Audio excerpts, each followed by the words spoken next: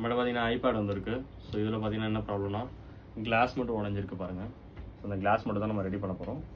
வாங்க சேஞ்ச் பண்ணலாம். அதுபடி டிஸ்பிளே எதுவும் டேமேஜ் ஆகலை.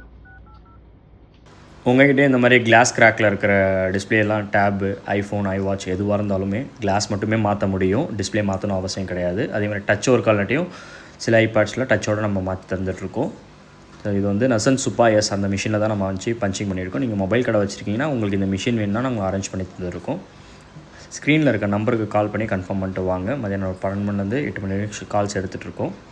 இப்போ பார்த்திங்கன்னா ஒரு 5 நிமிஷம் கழித்து நம்ம எடுத்து பார்க்கலாம். பபுள்ஸ் எதுவுமே இல்லாமல் பக்காவாக நம்ம ரெடி பண்ணி கஸ்டமர்கிட்ட கொடுத்துடலாம்.